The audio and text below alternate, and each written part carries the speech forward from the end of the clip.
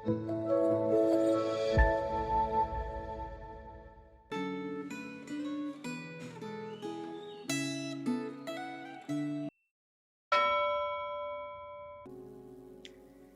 jemaat kasih dalam Tuhan, Renungan Gema 24 Maret 2026 dengan tema Relasi Kristus dengan Murid-muridnya yang terambil dari Yohanes pasal 15 ayat yang pertama sampai dengan ayat yang ke-17. Mari sebelum kita merenungkan firman Tuhan, saya mengajak kita terlebih dahulu berdoa kepada Tuhan. Mari kita berdoa. Kami bersyukur kami memiliki Allah yang senantiasa berelasi dengan kami. Dan relasi Tuhan terus terjadi sampai pada saat ini dan sampai masa yang akan datang. Melalui firman-Mu, Tuhan berbicara berelasi dengan kami. Karena itu Tuhan, biarlah setiap kami terus setia berelasi dengan Tuhan melalui kebenaran firman Tuhan yang akan kami baca dan renungkan pada saat ini. Terima kasih Tuhan, dalam nama Tuhan Yesus kami berdoa dan bersyukur. Amin. Saya akan baca ayat yang ke-7 dan ayat yang ke-8 untuk setiap kita. Jikalau kamu tinggal di dalam aku, dan firman-Ku tinggal di dalam kamu, mintalah apa yang kamu kehendaki, maka akan diberikan kepadamu. Dalam hal inilah Bapa-Ku dimuliakan, bahwa kamu berbuah banyak dan menunjukkan kamu adalah murid-murid-Ku. Jemaat kasih dalam Tuhan, hubungan antara Kristus dan murid-muridnya bukan hubungan berjarak karena perbedaan status, melainkan hubungan yang sangat erat seperti hubungan antara pokok anggur dengan carang atau ranting.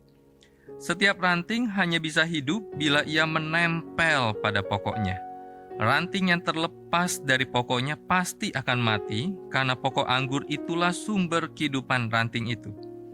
Hanya bila tetap menempel pada pokok anggur, setiap ranting bisa hidup dan berbuah. Hal ini berlaku pula dalam hubungan antara Kristus dan para murid. Tanpa Kristus, para murid itu tidak berdaya dan tidak bisa berbuah. Perlu diingat bahwa hubungan antara para murid dan juga kita dengan Kristus haruslah merupakan hubungan kasih. Hubungan kasih inilah yang mendasari ketaatan para murid terhadap Sang Guru. Bila hubungan antara para murid dan juga kita dengan Sang Guru merupakan hubungan yang diwarnai oleh kasih dan ketaatan, Tuhan Yesus berjanji, jikalau kamu tinggal di dalam aku dan firman-Ku tinggal di dalam kamu, mintalah apa yang kamu kehendaki, maka akan diberikan kepadamu. Ayat yang ke-7. Jelaslah bahwa bila kita hidup menurut kehendak Allah, kita akan berdoa sesuai dengan kehendak Allah, dan doa kita akan dikabulkan. Ingatlah bahwa Allah Bapa mengasihi Kristus dan Kristus mengasihi murid-muridnya. Hubungan kasih antara Kristus dan murid-muridnya itulah yang kemudian menghasilkan hubungan saling mengasihi di antara murid-murid Kristus. Apakah Anda merupakan murid Kristus dalam pengertian bahwa Anda selalu berusaha untuk hidup dalam ketaatan kepadanya? Apakah selama ini Anda telah tekun memperdalam hubungan dengan Kristus melalui doa dan pembacaan firman Allah? Apakah Anda mengasihi Kristus dan kasih Anda itu telah terwujud dalam ketaatan kepada firman Allah?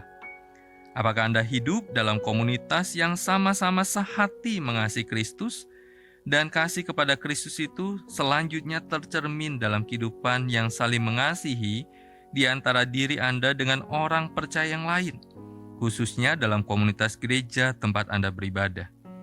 Bila Anda memiliki relasi yang baik dengan Kristus, seharusnya cara Anda berpikir dan bertindak akan terus disesuaikan dengan kehendak Kristus. Dan relasi yang sehat ini tercermin dalam doa yang dikabulkan oleh Allah. Bila Anda merasa bahwa Allah tidak pernah mengabulkan doa Anda harus terus melakukan introspeksi diri. Tidak mungkin Allah tidak pernah mengabulkan doa Anda bila doa Anda telah sesuai dengan kehendak-Nya.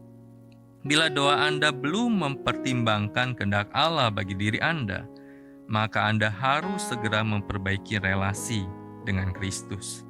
Mari kita berdoa. Tuhan, kami percaya Tuhan senantiasa rindu untuk berelasi dengan kami. Dan relasi itu terjadi di dalam firman, di dalam doa kami, di dalam perjalanan kehidupan keseharian kami. Dan biarlah dalam semuanya itu kami, di dalam relasi, kami menyadari apa yang menjadi kehendak Allah bagi kami. Dan kami minta di dalam doa kami sesuai dengan apa yang Tuhan kehendaki untuk kami minta. Karena itu Tuhan, kami bersyukur dan berikan kami kepekaan, memilah, memilih di dalam permintaan yang kami ungkapkan kepada Tuhan. Terima kasih Tuhan, dalam nama Tuhan Yesus kami berdoa dan bersyukur. Amin. Senantiasa jaga iman kita, senantiasa jaga imun kita. Tuhan Yesus memberkati kita. Amin.